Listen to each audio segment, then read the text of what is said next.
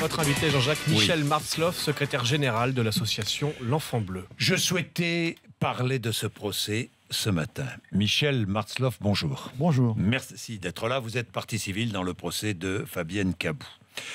Le 19 novembre 2013, Fabienne Cabou prend le train. Elle habite la région parisienne. Tout à fait. Elle prend le train avec sa fille, Adélaïde, qui a 15 mois, hein, c'est ça, 15 mois. Bien, 15 mois. Elle arrive à Berck, et là, elle couche à l'hôtel. Hein. Elle prend un hôtel, en fait. Elle descend à l'hôtel le Littoral. Oui, le Littoral. La veille de l'assassinat. Du drame. La veille du drame. Elle descend à l'hôtel, passe la nuit à l'hôtel. Ouais. Et le lendemain, en fin d'après-midi, alors que la nuit bientôt s'apprête à tomber, elle quitte l'hôtel, il fait pas beau, Non, avec sa fille dans la poussette. tout à fait. On est en novembre. Hein. On est en novembre. Ouais. Elle se rend sur la plage. Et là, prend l'enfant dans ses bras, l'allonge sur le sable. L'enfant s'est endormi. Fabienne fait quelques pas en arrière, s'assoit et contemple son enfant. Voilà. Et là, la marée, évidemment, va monter. L'enfant reste endormi et l'enfant disparaît sous les eaux. Voilà. C'est absolument hallucinant, cette histoire. Le Invraisemblable. corps d'Adélaïde sera retrouvé le lendemain matin par un pêcheur. C'est ça. Il aura fallu 10 jours, plusieurs appels à témoins et des photos de vidéosurveillance pour que Fabienne Cabou soit identifiée et interpellée, parce qu'elle est rentrée en région parisienne, interpellée Tranquillement. dans le Val-de-Marne, Tranquillement. tranquillement. Ce qu'on a appris, c'est que cet enfant, Adélaïde, n'avait pas d'état civil. Elle n'existait pas au regard de la loi. Non. Effectivement, puisque Fabienne Cabou a accouché à domicile, vivait maritalement avec un compagnon à qui elle a déclaré qu'elle avait accouché dans une clinique, que l'enfant avait été déclaré et que tout allait très bien. Et le père ne s'est pas posé plus de questions que cela. Ah D'ailleurs, bon au départ, quand il a été interrogé par la police, il a nié au départ être le père de cet enfant. Puis ensuite, il a accepté et des tests examens d'ADN ont montré Oui. qu'en fait, il n'y avait pas de Qu'il discussion. était donc le père. Mais il vivait avec Fabienne Cabou, le Tout à père fait, oui, bien sûr. Il vivait avec elle et il ne Oui. voyait pas l'enfant.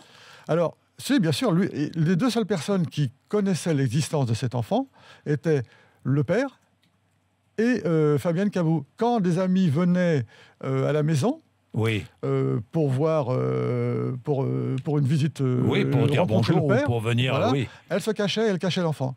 Elle se cachait, elle cachait l'enfant. Oui.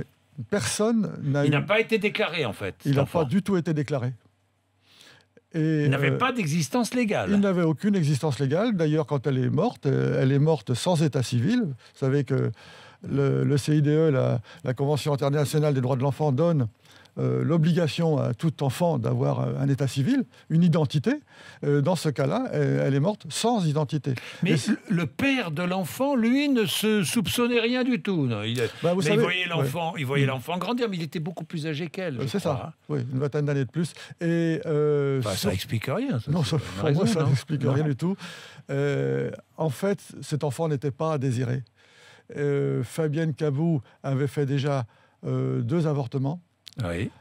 Et ils ont finalement décidé Oui, avec son d'avoir cet compagnon, enfant. d'avoir Mais cet vous savez, enfant. nous sommes partie civile dans de nombreux procès. Et toujours, ces enfants ne sont pas désirés. Ils arrivent dans des familles qui ne sont pas matures et qui ne sont pas prêtes à accueillir un enfant. Fabienne Cabou est issue d'une famille... Tout à fait. Tout à fait, c'est pas une famille modeste, hein, Mais on pas est du bien tout. d'accord. Elle Non. a été éduquée, elle a des diplômes, Absolument. c'est une femme qui a connu la vie universitaire, Absolument. qui a eu une vie complètement normale. Oui, oui. Et puis elle a accompli ce geste, cet effroyable geste. Alors tout le monde se demande pourquoi.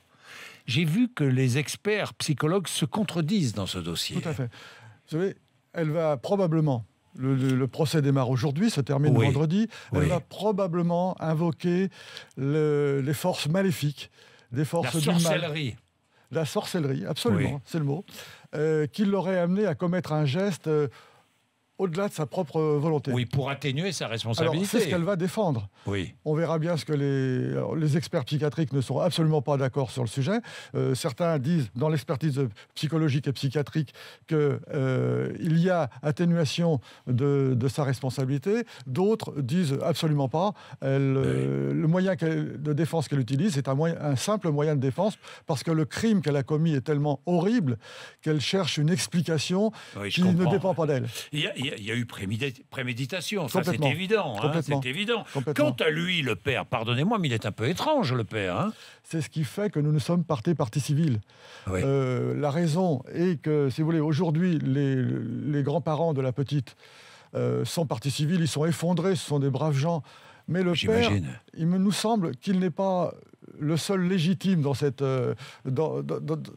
présence au procès. Et c'est pourquoi l'association L'Enfant Bleu, Enfance Maltraitée, se porte partie civile pour porter la mémoire de cet enfant et essayer d'éclairer au mieux les jurés sur cet assassinat, pour nous, qui est un assassinat avec préméditation. Oui, bah évidemment, c'est un assassinat. C'est l'assassinat d'un enfant qui n'avait rien demandé, qui avait 15 mois. Voilà. Pauvre petite fille. Et c'est absolument épouvantable. C'est affreux. Et la préméditation s'explique par un certain nombre de faits que nous pourrons montrer durant le procès. Elle a regardé, quand elle était à Paris, elle a regardé sur Internet les horaires de marée. Quand elle est arrivée à Berck le soir, comme vous l'avez bien indiqué, elle s'est renseignée sur le niveau auprès de passants, d'une passante, sur le niveau de la marée. Elle est allée délibérément, alors selon elle, conduite, portée par des forces maléfiques, selon nous, délibérément assassiner son enfant, parce qu'elle ne l'a jamais accepté. Cet enfant, pour elle, n'était pas un être humain. C'était un prolongement d'elle-même. Et quand le couple a commencé à se déchirer au sujet de cet enfant, elle a décidé de s'en débarrasser, tout simplement. Merci Michel Martzloff. Nous allons suivre ce procès, évidemment, à Saint-Omer, aux Assises. Il est 7h19.